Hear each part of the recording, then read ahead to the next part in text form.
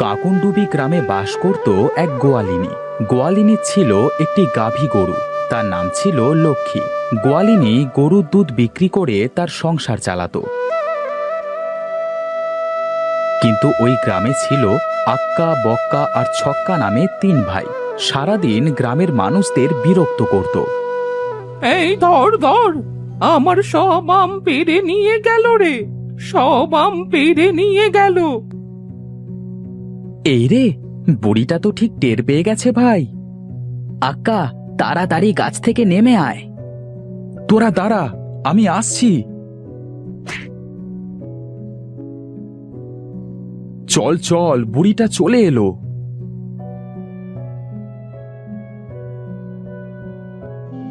হায় হায় হায় হায়, আমার সব আম চুরি করে নিয়ে গেল রে, সব নিয়ে গেল। ভরা পড়ার দল আমার সর্বনাশ করতে লেগেছে। দাঁড়া তোরা, আজ আমি মোড়ল মশাইয়ের কাছে নালিশ করব।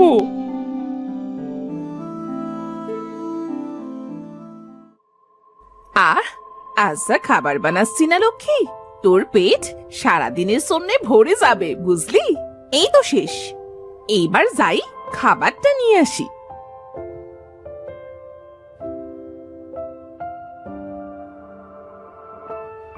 আরে নে নে, পেট ভরে খা, তারপর তোর দুধ দুইয়ে আমাকে আবার বাজারেও যেতে হবে। এই যে আমার লক্ষ্মী সোনা, চলো চলো, তোমার মায়ের দুধ খেতে হবে যে।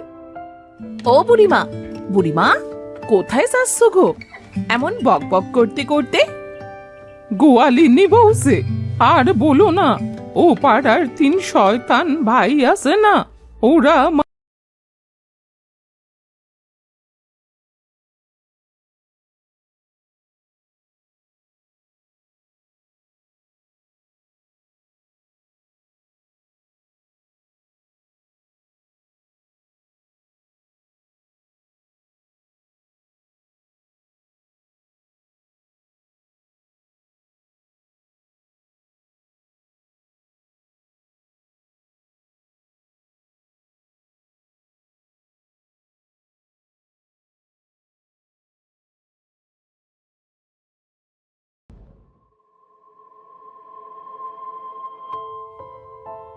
নে, এবার তুই একটু তোর মায়ের দুধ খেয়ে নে, ততক্ষণে আমি বালতিটা নিয়ে আসি।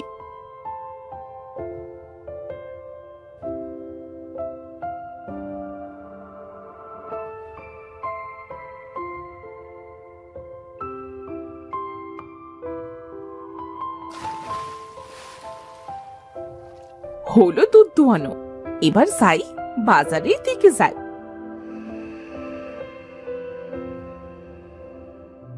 ভাই দেখ, গোয়ালিনী যাচ্ছে, দুধ নিয়ে বাজারে যাচ্ছে। তাই তো শুনেছি, গোয়ালিনীর গরুর দুধে অনেক স্বাদ। ও ভানু ভাবি, এইদিকে আসো তো। এই রে, এই শয়তান ছেলেগুলো এখানে কি করছে? না, ওদের কাছে তো যাওয়া যাবে না, গেলে যদি আবার আমার দুধ কেড়ে নেয়। গোয়ালিনী, আমরা ডাকলাম আসলে না তো, দেখাবো এর মজা, কত ধানে কত চাল। এই চল তোরা। কোথায় যাবি ভাই?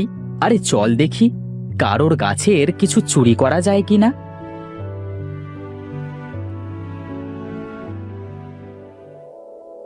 ভাবি, এসেছো তুমি? আরে লাকি ভাবি যে, তা কখন আসলে ভাবি?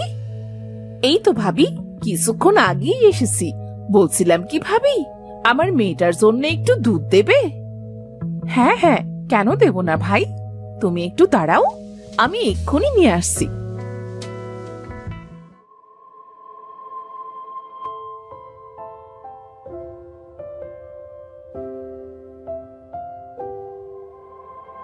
তোমাকে অনেক ধন্যবাদ ভাবি, আজ দুদিন ধরে মেয়েটা দুধ পায় না। ওমা, এ কি বলছো তুমি? তোমার মেয়ে দুদিন ধরে দুধ পায় না, আর তুমি আজ আমার কাছে এসেছো? বলি এই গোয়ালিনী আছে তো নাকি? মেয়েকে কষ্ট দিও না।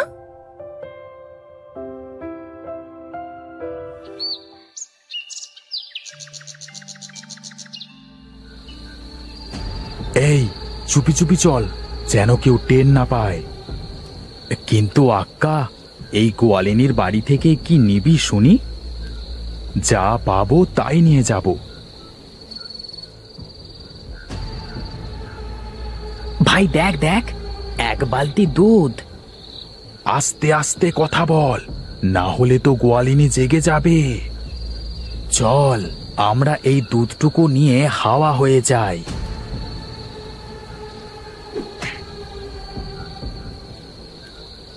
এই কে রে? কেউ ঘরে?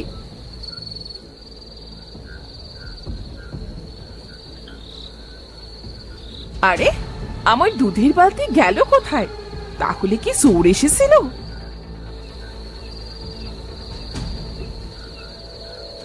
আরে, অক্কা বক্কা আর সক্কা মনে হচ্ছে না। ওরাই তো দেখছি। এবার বুঝেছি, তখন ওদের কাছে যায়নি বলে ওরা দুধ চুরি করতে এসেছিল। দাঁড়া, কাল সকালে মোড়ল মশাইয়ের কাছে যাব।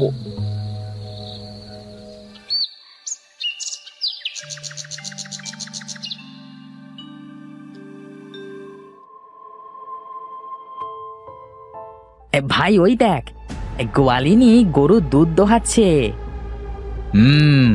লোকে সত্যি বলে গোয়ালিনীর গরুর দুধের স্বাদ একদম অন্যরকম স্বাদ। তা তোরা ঠিকই বলেছিস, কাল রাতে দুধ খেয়ে তো আমি পুরাই ফিদা হয়ে গেছি। চল আজও দুধ খাই। কিন্তু ওখানে তো গোয়ালিনী রয়েছে, খাবি কি করে? আরে অপেক্ষা কর। দুধ দোয়ানো তো হলো, এবার যাই ঘর থেকে বাজারের থলেটা নিয়ে আসি। আজ আবার বাজার করতে হবে। এই তো সুযোগ।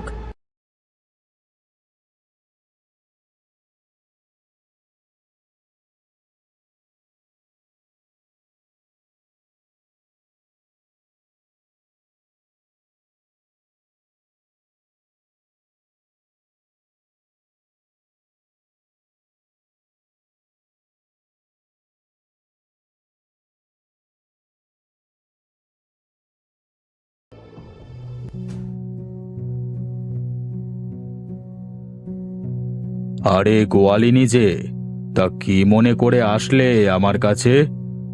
মোড়ল মশাই, 3 চোর ভাইয়ের জন্য তো গ্রামের সকলেই অশান্তিতে আছে। তুমি আক্কা বক্কা আর ছক্কার কথা বলছো?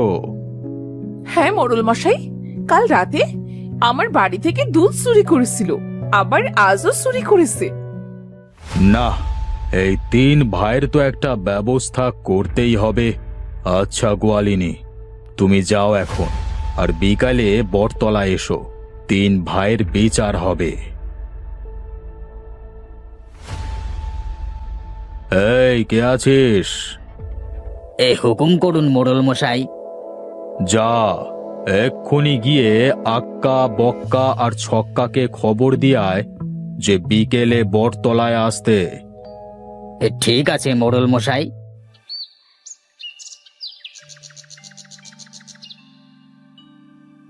তোদের 3 ভাইয়ের জন্য কি গ্রামের মানুষ শান্তিতে বসবাস করতে পারবে না? আমরা আবার কি করলাম? বুড়ি, তোমার বাড়ি থেকে এরা কি কি চুরি করেছে? আমার বাড়ি থেকে নারকেল, আম আরো অনেক কিছু চুরি করেছে। আমার বাড়ি থেকে দুধ চুরি করেছে। তোদের এই অত্যাচার কি বন্ধ করবি না? আমরা কিছুই করি নাই, আর যদি করে থাকি তাহলে প্রমাণ দিতে বলেন যে আমরাই করেছি। হ্যাঁ তাই তো, প্রমাণ ছাড়া তো কাউকে কোনো শাস্তি দেওয়া যায় না। তবে তোরাও যে ভালো মানুষ না, সেটা আমিও তো জানি। তাই বলছি, এমন কিছু করিস না যাতে তোদেরকে এই গ্রাম ছাড়া করতে হয়। এটা আপনি কেমন বিচার করলেন মোড়ল মশাই? আমি নিজের চোখে দেখেছি ওরা আমার ঘর থেকে দুধ চুরি করে চলে যাচ্ছে। হ্যাঁ হ্যাঁ, আমিও দেখেছি আমার কাছ থেকে আম চুরি করতে। তুমি দেখলে তো হবে না, প্রমাণ দাও বুড়ি, প্রমাণ দাও।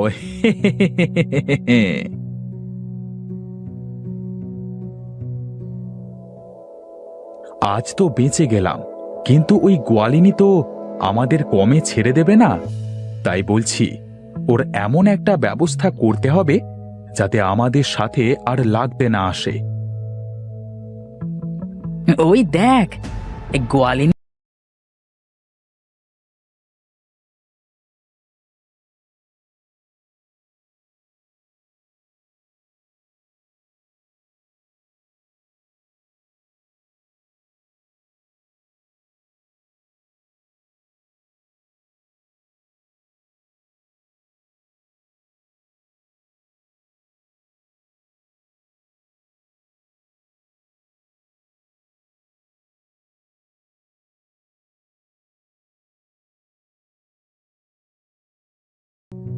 যাই যাই, লক্ষ্মীকে মাঠে ঘাস খাওয়ানোর জন্য রেখে এসেছিলাম, এখন নিয়ে আসি গে।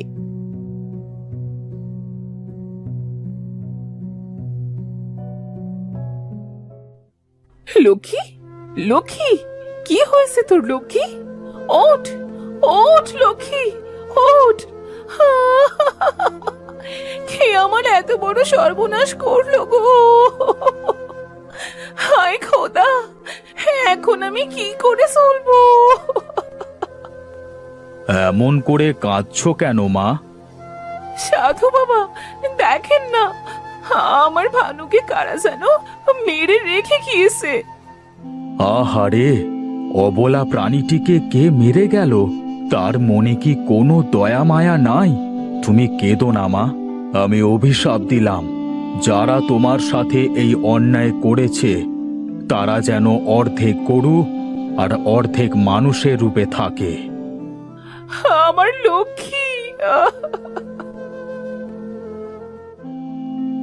আমাদের আমাদের এ কি হয়ে গেল রে? এ কি হয়ে গেল?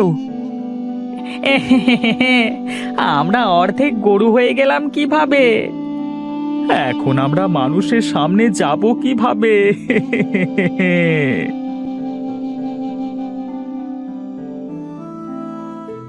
এটা তোদের পাপের শাস্তি। তোরা ওই অবলা প্রাণীটাকে হত্যা করেছিস, এই জন্য তোদের এই অবস্থা হয়েছে।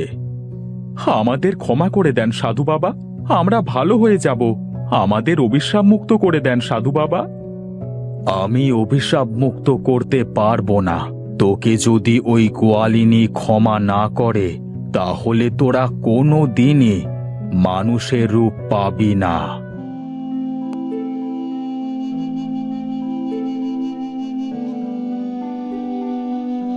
আমাদের তুমি ক্ষমা করে দাও গোয়ালিনী, ভুল হয়ে গেছে। ক্ষমা? তোদের আমি ক্ষমা করব?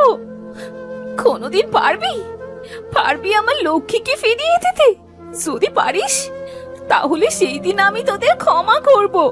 এখন এখান থেকে যা বলছি, না হলে মারতে মারতে তাড়িয়ে দেব। এই পালা পালা, না হলে প্রাণে মেরে ফেলবে আমাদের।